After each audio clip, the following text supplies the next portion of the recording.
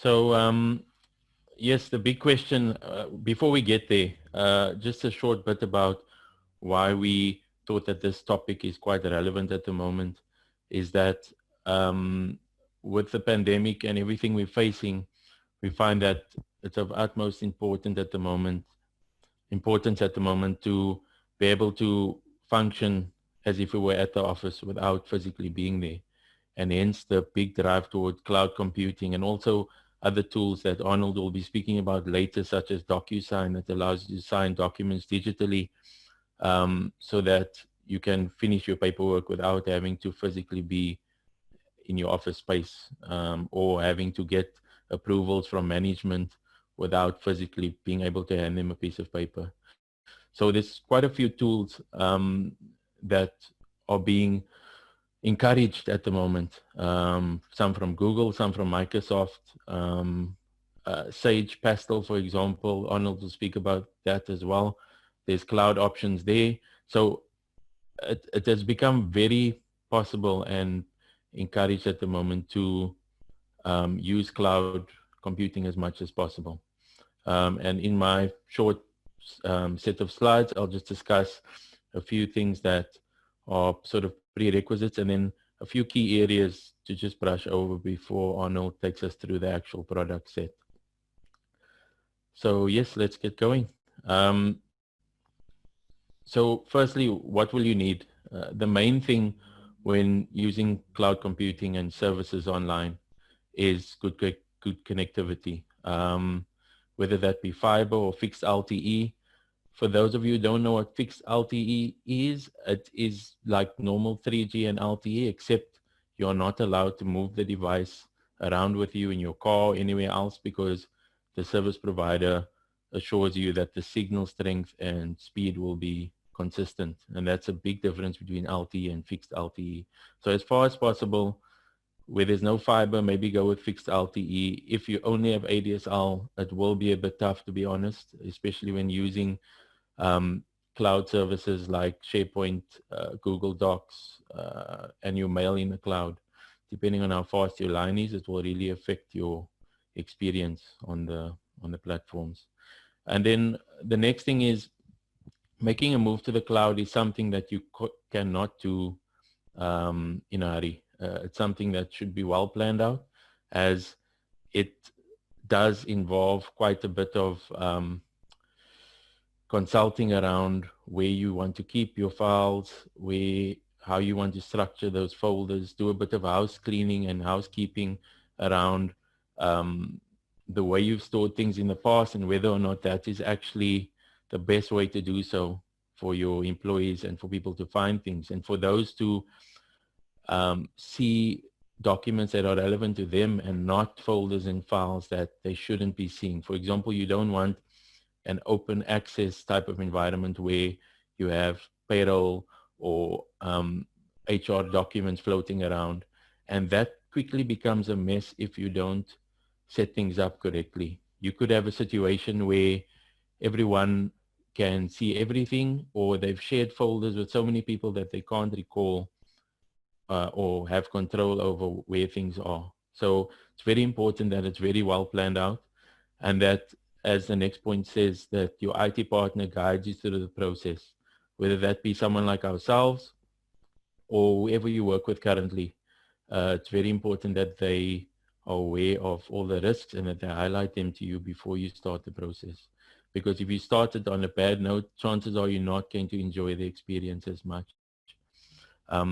So yeah, then moving on, it's quite important to provide some basic training for the staff. It's quite a big shift when people are used to working off a local file server and they now need to use SharePoint, for example. It's not as big a shift as in the look and feel of things, because you can set it up so that you access your files through a folder like your Dropbox or OneDrive that you might be accustomed to using, and staff are not very opposed to doing that, so they might take to it quite well. Then the other things that might need to be looked at is, for example, when you do cloud email services, you can still use Outlook as your mail client, and you can use your normal mail applications, but things like calendaring, tasks, notes, anything that integrates well on the Office 365 platform, specifically with Outlook, um, the staff might need some basic guidance around how to use those tools, how to create meeting spaces and rooms and calendars, and have access to each other's calendars, for example, how to share access to calendars. So we usually provide some of that training as we take our clients through that process. So just a few of the benefits of cloud computing. So tools such as Microsoft Teams, SharePoint, Google Docs, Google Hangouts, they all sort of center around collaboration. And it has become quite possible to log into one file at the same time, be it a Word or Excel, PowerPoint file, and actually do live co-editing where you can see your colleague's cursor moving around, and you can actually quite comfortably collaborate on those documents. So that's one of the major benefits there. And having lockdown imposed on you and also trying as much as possible to work remotely, these tools will prove to be quite valuable for your organizations. Also, we don't know how long this is going to last or whether there'll be a second wave. We don't want to think negatively, but we need to plan ahead for things like this. It could be something else. It might not be a virus. It could be some other scare that causes everyone to go home.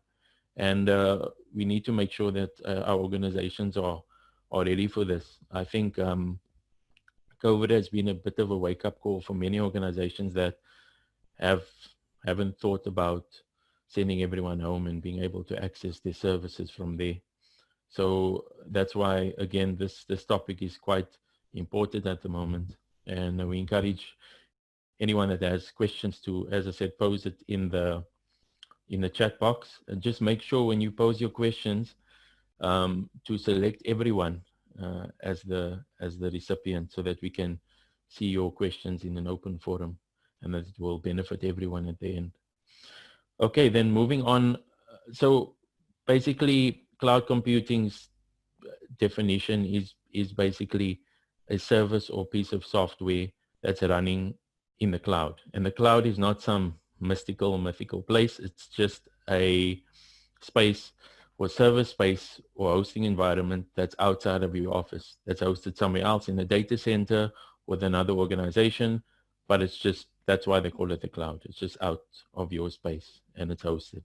So that's basically what it is. So accessing your data and services from anywhere via an internet connection. So this is very valuable in that you could be traveling, it could not be COVID related, you could just be out of the office for an extended period of time, and you want to access everything that you need to or would have been able to access at the office. So this is a very important time to look at this as an option. And then high availability of services.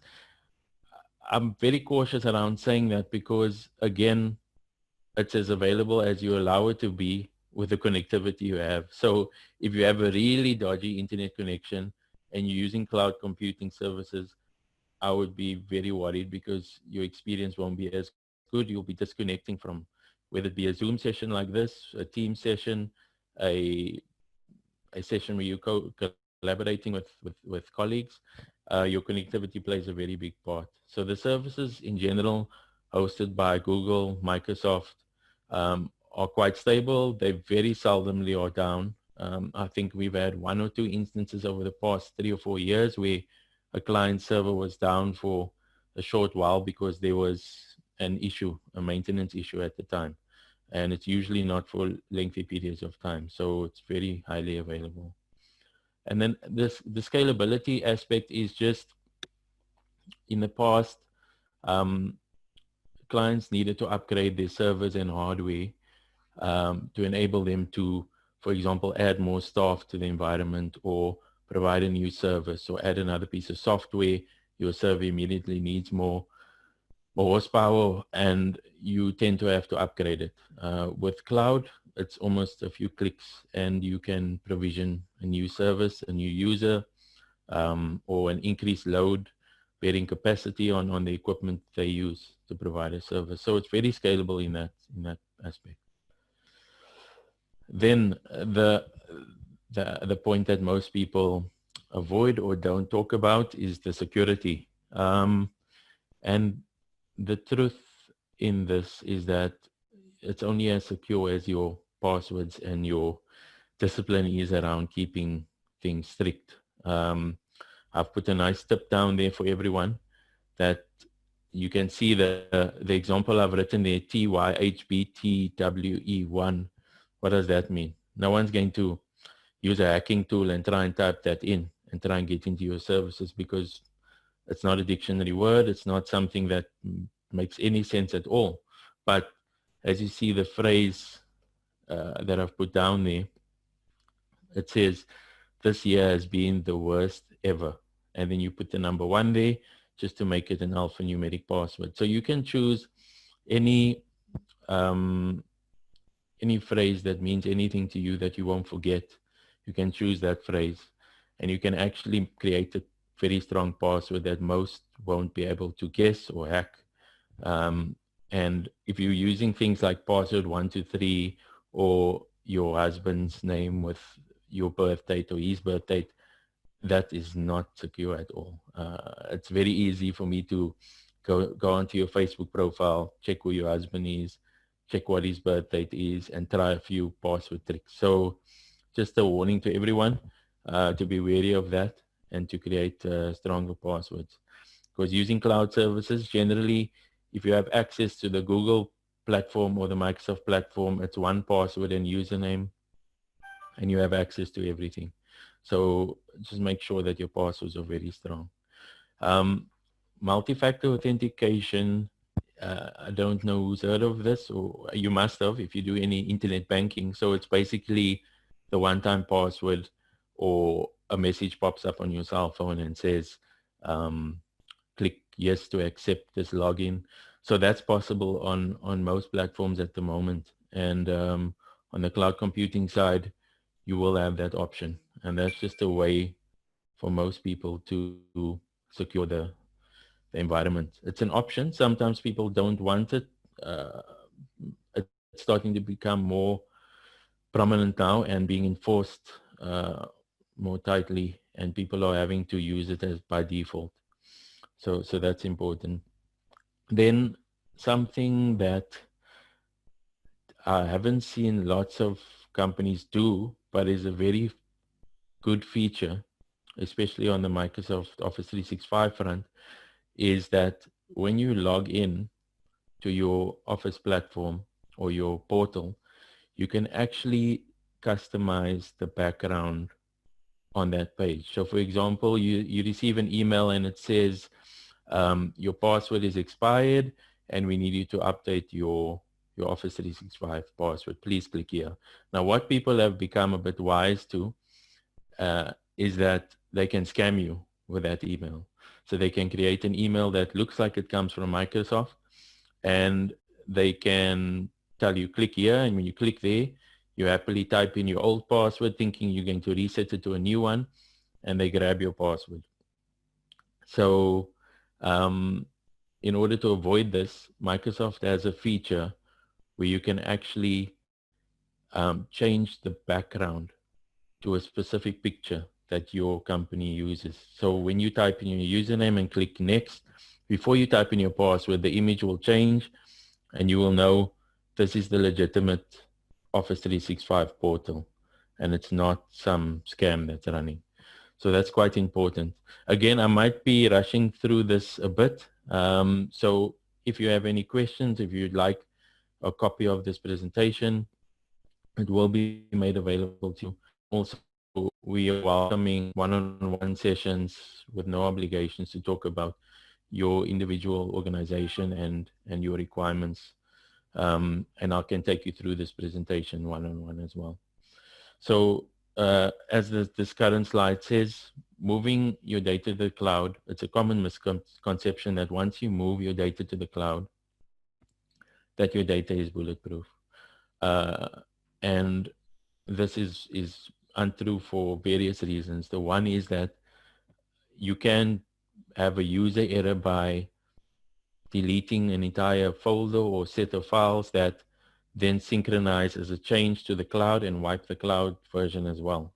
Now, that's fine because there are ways to recover it, but there are a few exceptions. Like you have a 90-day retention policy with some, you have a 30-day with others. So if you remember 3 months down the line, hey, what happened to this folder I had here? You might find that it's too late to go back and get it. So we strongly advise our clients to use a third-party cloud backup or to extend your backup cover with the provider you choose so that you can have a longer retention policy for documents and files, and especially email as well. For example, Microsoft 365 keeps your email synchronized in the cloud. And we've had an instance where one of our colleagues came to work one morning and her email box was empty. She hadn't done anything, so something must have gone wrong on one of the devices, or it was just a mistake on Microsoft's side. And she was able to get everything back, but without the folder structure. So if you are one that files all your emails in specific folders, you may find that it won't come back the way you think it will, and it will all come back in one inbox. So just be wary of that and think about using a backup service that can restore things as they were. And then the other misconception is that documents in the cloud cannot be infected by a virus on your own PC. Now, why this is untrue is because if you look at Dropbox and the way it works on your computer, it's just a folder in your file structure that when you make a change, it shows you a little spinning sync icon, and it shows that it's uploading that change to the cloud. What this means is that if a virus is on your computer and it changes that file in any way, it will be picked up as a change and synchronize that change to the cloud. So you can actually have corruption on your data because of a local virus. So this is a very big misconception that most people overlook. And I think it's important to raise that at the moment. Okay, I think that's it from my side. So this was just a bit of a crash course in readiness for cloud computing. I know it was a bit short, but I hope that you found value in it, and that, as I said, if there's any questions around your readiness for the cloud, your first steps, any other things that you want to raise or concerns that you want us to answer, we are more than ready to answer those. So I encourage you to send your questions in the chat, and we will answer that a bit later. I do have a colleague or two in the session as well, so it may not be me answering your questions, but we will have a Mindspring representative along with Arnold from his side answering all your questions as we go along. So thanks a lot. Without any further delays, I'd like to introduce Arnold Netshambidi. He's the founder and CEO of Phambano Technology Center. And a lot of you may know him. If you've ever worked with Sangotech or TechSoup or had to register your organization for software donations, he's been the go-to guy for a very long time. Yeah, so he'll be taking us to the next section, and he's more than capable of doing so. So I hope you've enjoyed the sessions thus far, and we hope that you enjoy it as it continues. Thanks. Cool. Thanks a lot, Michyle, and I'm pleased that you covered the basics more on cloud, because that's where organizations sort of have problems on understanding what cloud is. So at least it's good that you gave that background on not just one technology company, but more. So all right, let me start my presentation. So Michyle talked about Google, and many of us do have a Gmail account, which we're able to have, save all our documents on Google Drive, be able to share our documents on our personal Gmail account. But then with Google, we have partnered with Google, and nonprofits are able to get Google for nonprofits. But then what is Google for nonprofits?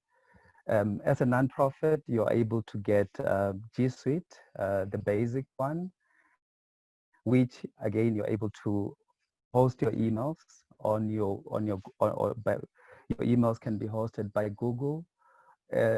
Instead of having Arnold at gmail.com, our Phambano email address can be hosted on Google at no cost. And you find many organizations paying for hosting their emails. So you can host your emails at no cost. Google can host them. You have access them. Just like when you have access to your personal Gmail. And again, Michyle talked about the multi-factor authentication. You will be able to, protect all your documents, all your emails, even on a personal one, you still have to accept a number that will pop up on your phone. So that feature is also available. You have access to YouTube. And then Google Ad Grants. This is more relevant now because we all struggling for funding, but if we are visible on Google website, chances are that you might find someone who is willing to fund a nonprofit. So if I have a farm and I need to donate food, where will I go? I will have to go on Google. Search on Google which organization. Obviously, I'll need to work with a nonprofit because nonprofit are the ones that are working directly with communities. So I'll go to Google, search, and if we do have the Google Ad grants, we won't be hidden on the third, fourth, fifth page. We will be on the first page because we are making use of the Google Ad grants. So as a nonprofit, you do have access to a $10,000 credit grant on a month-to-month basis, where you advertise your organization on Google, whereby you're able to be, it's easy to find your organization. You never know. There could be people who would like to fund nonprofits. Google is the first point that's the first point where you go search, and whatever organizations you find, if you're on the first page, highly likely that you'll get funded. But if you're hidden on the fourth, fifth page, no one is going to go to the fourth, fifth page. And again, as an encouragement for organizations that don't have a website address, it's very critical now to be visible online, so that whenever someone does a search, you are able to be they can find you on Google website. So you can manage your Google ads. You get that $10,000 credit grant on a month-to-month basis. But if you don't make use of it, Google is going to suspend it. But that's a topic for another day. The collaboration, the communication, Michyle has talked about it. But as we're all working, or the majority of us are all working from home due to the pandemic, so with the Google Meet, you're able to have all your online calls, able to record and then have participants just like what we have now on Zoom. The next one it's Microsoft, and I remember when the Office 365 was launched, many organizations, well, we didn't want to touch it because we had this fear of it's a subscription-based model where we have to pay either monthly or annually. But when you look at it in detail in terms of what Microsoft is offering, in terms of the the different plans. So there are different Office 365 plans. You've got the Microsoft 365 Business Basic, Microsoft 365 Business Standard, the Business Premium, the E3 and the E1. Some of these plans are available at no cost to nonprofits, whereby you're able to have access to, like Microsoft Teams, for example, where a call like this, you can have all your meeting using Microsoft Teams, be able to record all your meetings and share whatever the recordings that you have. And you can collaborate on Teams. You can share files, you can save files on your Microsoft Teams. You've got your OneDrive where each user within your organization will be able to get 1 terabyte storage. So there won't be a need for saving files on a device. You have access to SharePoint, whereby you're able to, as an organization, like even for us, we don't have a server in the office. And we make use of the SharePoint, where all our work documents are on SharePoint. All the user documents are all saved up on OneDrive, such that even if I lose this device, it's just a device to me. It doesn't really affect my work, because whoever who's gonna, access, who can access it, they will still need to, or they need to, obviously the login details and multi-factor authentication. So they won't be able to have access to my files. So just to touch base on the 365 plans, I remember when we migrated to 365, Office 365, at the time we were using the basic one, which were able to have access to all these other applications online. But then Microsoft now is now donating up to 10 licenses on Microsoft 365 Business Premium. It comes with all applications. Whether you're offline or online, you will be able to work without any disruption, because you do have access to the Office applications, your Word, Excel, PowerPoint, Outlook, and so on. They are available. You are able to download and install on your device. And each user email, so for example, arnold@phambano.org.za, it's linked to I can install Office or Microsoft 365 Business Premium in up to 5 devices. If I have 5 devices, I no longer have to purchase licenses based on the number of computers that I have, because if these are all 5 devices that I'm using, and we do a whole lot of trainings before the pandemic, so I no longer have to purchase Office for this device, purchase Office for for the second device that I have. It's just a matter of going to office.com. I log in with my email. I enter my password, and be able to install Office, because my email account is linked to the license. So there's no product keys like your Office 2016 or 2019.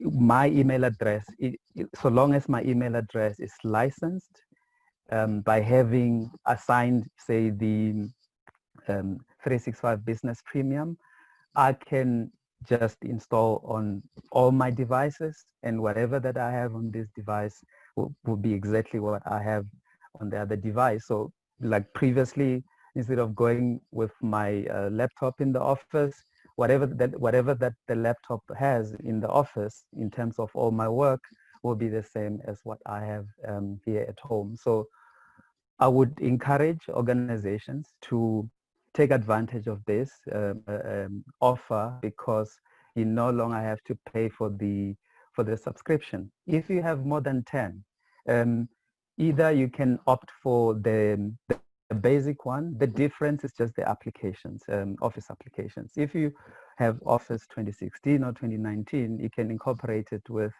either the basic or the E1 plan. But the good thing is that your emails will be hosted by Microsoft on Exchange.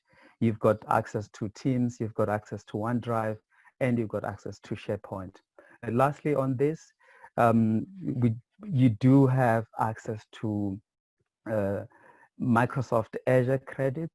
You get 3,500 credits annually, where you can host some of the applications on cloud, and you no longer have, you will never run out of space using Microsoft Azure. And with these credits, you're able to purchase some applications that you need on cloud, whereby you no longer have to worry about, you know, I need to buy this application. You can use the Azure credits to buy those applications. Okay, so AWS, the Amazon Web, the credits as well, similar to what you will get as well on Microsoft. Again, these are different options. You know, if you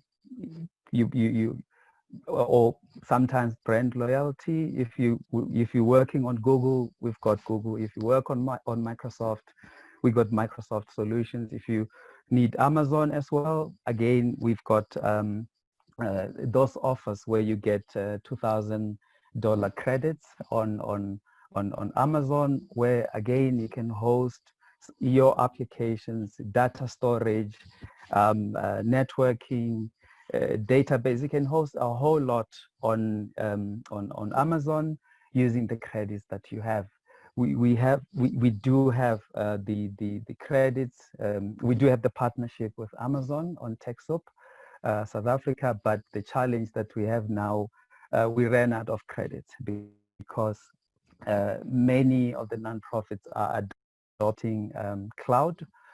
So we ran out of AWS credits, but as soon as they are available, we will communicate with organizations so that they can again make use of the credits. Docusign, Michyle talked about the electronic signature. So with Docusign, we've got different options where you can get the standard edition or the Pro, the Business Pro edition, which is you pay us the admin fee and you get up to 75% discount, more than 75% discount. The standard one, you only pay us just the admin fee. We send you all the licensing details, and you will be able to send documents for electronic signatures. So if I have Docusign license and employing a new person, I just need to send the employment contract to the person, to the candidate, regardless whether that person has or not doesn't have the Docusign license. The candidate will be able to sign the contract electronically, and we all be able to have access to that contract. So it's very useful, especially now where, you know, going to print 20 pages, you know, you will have to go to an internet cafe.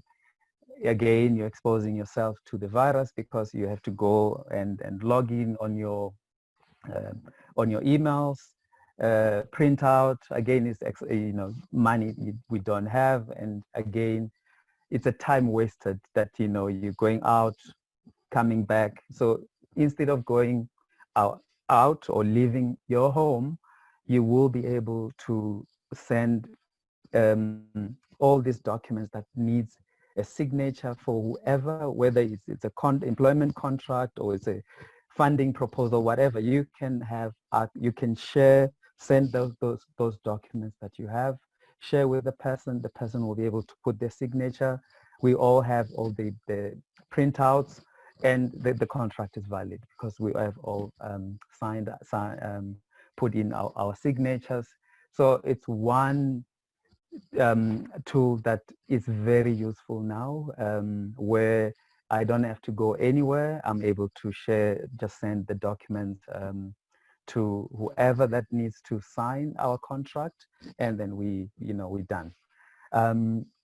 The other one, the other partnership that we have it's Sage Foundation. We have partnered with Sage Foundation, whereby they are providing 100% discount on Sage Business Cloud accounting and payroll.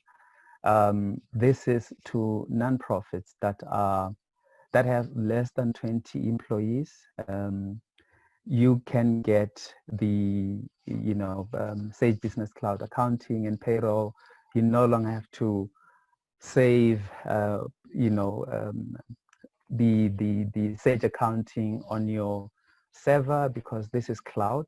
So wherever you are, you will be able, or wherever the finance person is, the one who will be doing payroll or will be managing the accounts, this person will be able to access the accounts wherever they are. They don't need to be in the office.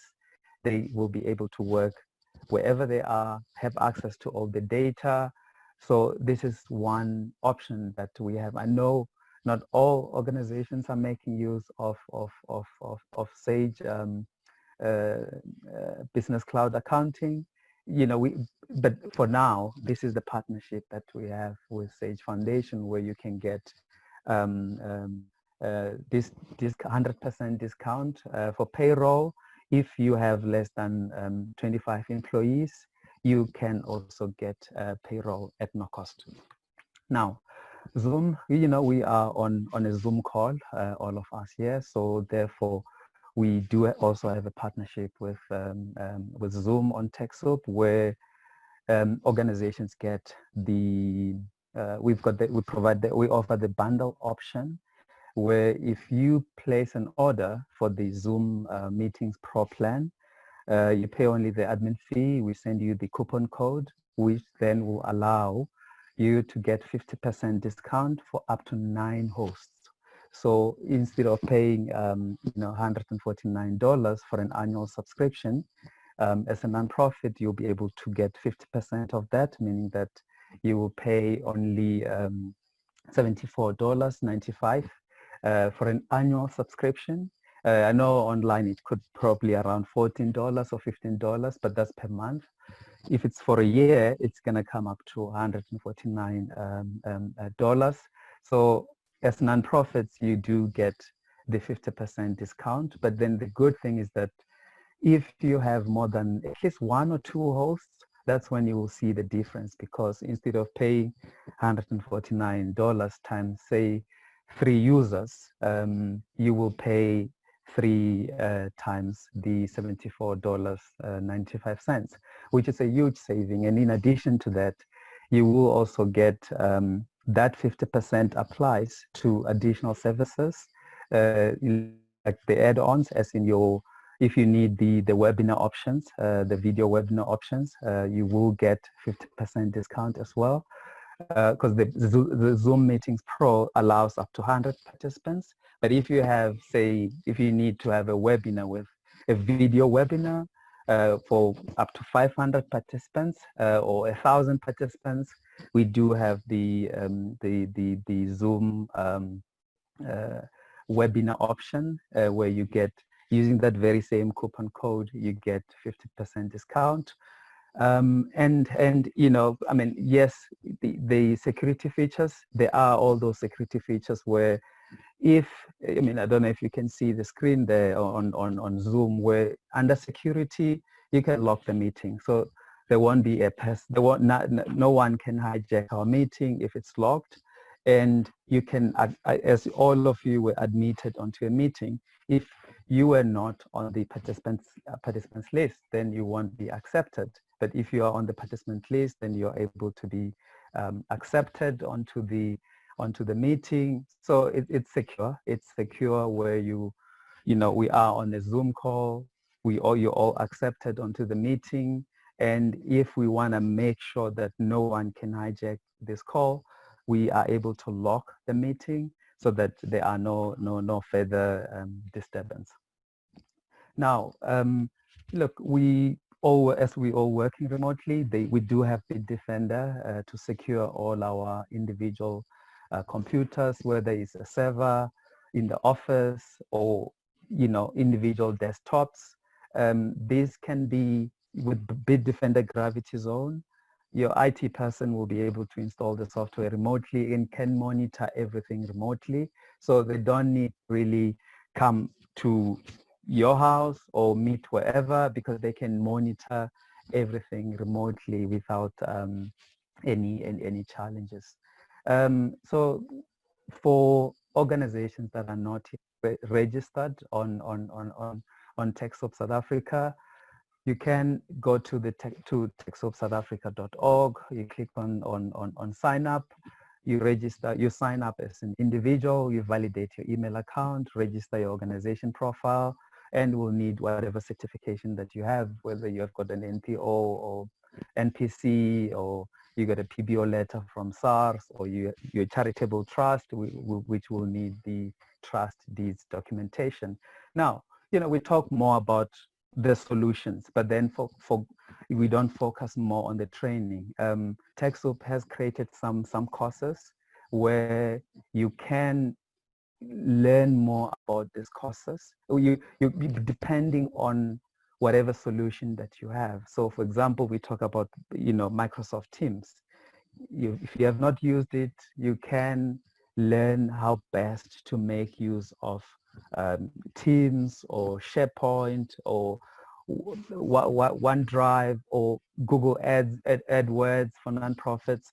You can learn wherever you are, because there are TechSoup courses available, which TechSoup has created especially for nonprofits. But in the interest of time, these are my details, and if you do need any assistance with whatever solutions that we can't assist through, say, this call, happy to assist further.